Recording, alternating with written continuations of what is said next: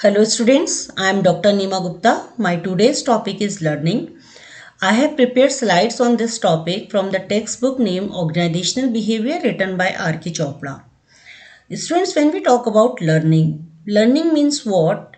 Learning when any stimulus changes the person's behavior permanently, right?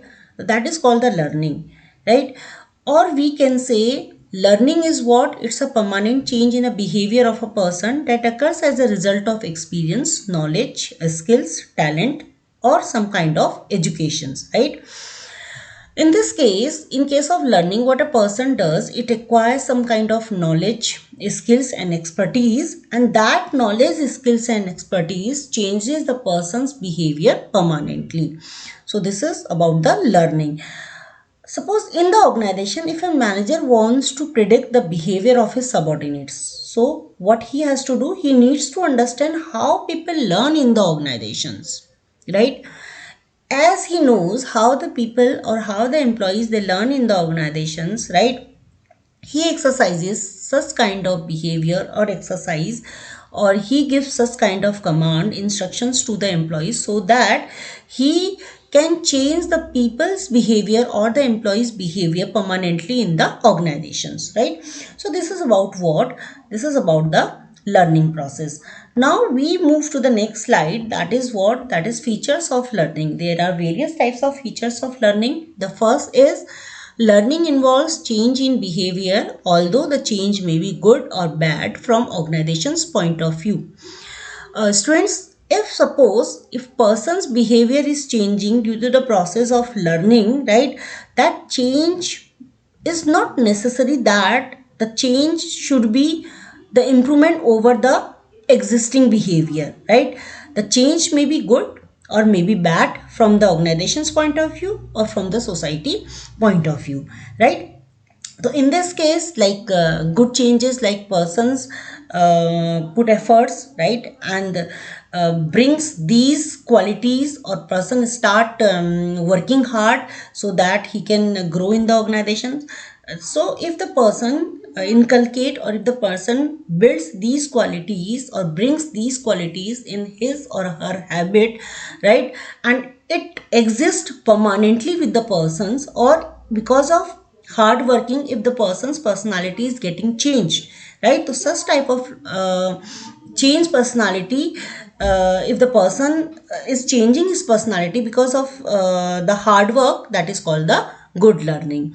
In case of bad learning, sometimes the people they learn to smoke, right? Sometimes the people they involve in the bad activities, right?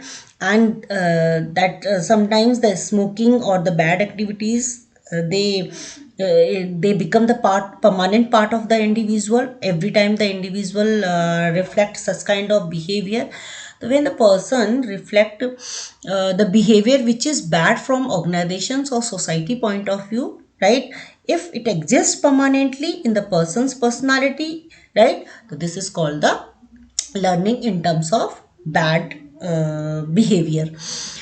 Second is the change should be relatively permanent, right? If the person's behavior is changing, that is because of the knowledge, skills, and expertise, or because of training and education, that change should be permanent in nature, right? Any temporary change in behavior is not covered in learning. Sometimes what the person does, because of some fatigue, which or because of some use of drugs, the person's behavior gets changed, right? But as after certain period of time, or after some time, the when the person comes in his actual position, right, because of that fatigue or because of drugs, right, the person was reflecting some other kind of behavior. Now there is no influence of fatigue, there is no influence of the drugs. The person's behave normally as he was behaving before using the drugs, right? So if any changes, if a person feel in his personality, in his body, if that change is not permanent, if it is temporary, it means it is not a learning, right? Third is change must be based on some form of practice, experience, or training. any change in behavior due to physical maturation or any disease doesn't constitutes learning. If the person is mentally not feeling well, if the person physically not feeling well, if the person is having some kind of disease, right, because of these things the person is not person's behavior is getting changed, right? So because of these things, right, if the person's behavior gets changed, so that will not come under learning, because as the person gets mature, right, some changes come in his personality, in his body, and because of the changes the person start behaving in a different manner. तो अगर किसी disease की वजह से या maturation की वजह से या कोई किसी हैंडीकैप होने की वजह से अगर पर्सन की पर्सनालिटी में कुछ चेंजेस आ रहे हैं, बॉडी में चेंजेस आ रहे हैं, उसके बिहेवियर में चेंजेस आ रहे हैं, तो that change will not, that behavior will not come under the learning, right? Because the person's behavior is only getting changed because of the bad circumstances. Third is practice must be reinforced in order for learning to occur.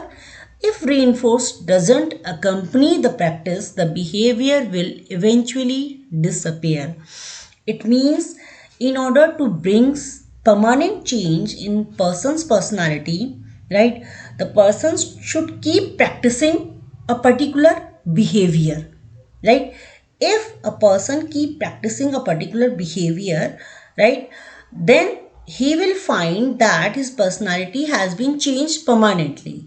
So that time we will say it is a learning, right? If suppose if the reinforcement means any stimulus which changes the behavior of a person, right? If reinforcements does not accompany the practice, means if you are not practicing something again and again, right, the behavior after a certain period of time will disappear. It means what? If there is an absence of reinforcement, right, the behavior which you were performing earlier, you will stop performing that kind of behavior. So reinforcement play a very important role to reflect the person's behavior or to bring the permanent change in the behavior, right? So this is about what? This is about the features of learning. Now we move to the next slide, that is factors affecting learning. Basically there are various types of factors which affects learning. The number one is environment, right? If we talk about environment are of two types. Number one, internal environment and the external environment, right? We learn from our surrounding, right? We learn from our environment. Suppose in internal environment, we learn from our parents, we learn from our siblings, right? These people play a very important role to change the behavior of a person permanently. In external environment, we'll change our behavior, right, by observing the teachers, how they are behaving, how they are guiding us, right, by observing the friends behavior, right? So these environment play a very important role to bring the permanent change in the person's personality. If the person's behavior is permanently changing, it means that it is a learning, right? Next is motivation. Motivation also play a very important role to change the person's behavior permanently. Sometimes the teachers motivates their students to score the highest marks, right? Or sometimes they motivate the students to get a good placement by putting efforts, right? In order to get a good placement in the organization, the student puts efforts, right? He becomes hard worker, sincere and serious towards the achievement of the goal, right? So this motivation, what it is doing, it is permanently changing the person's personality, person's behavior or attitude, right? So this is what, this is the learning which the motivation is affecting. Next is practice. If the person keep practicing something again and again, it also changes or it also brings the permanent change in the person's behavior. That also helps, that also affects the learning process, right? Next is training.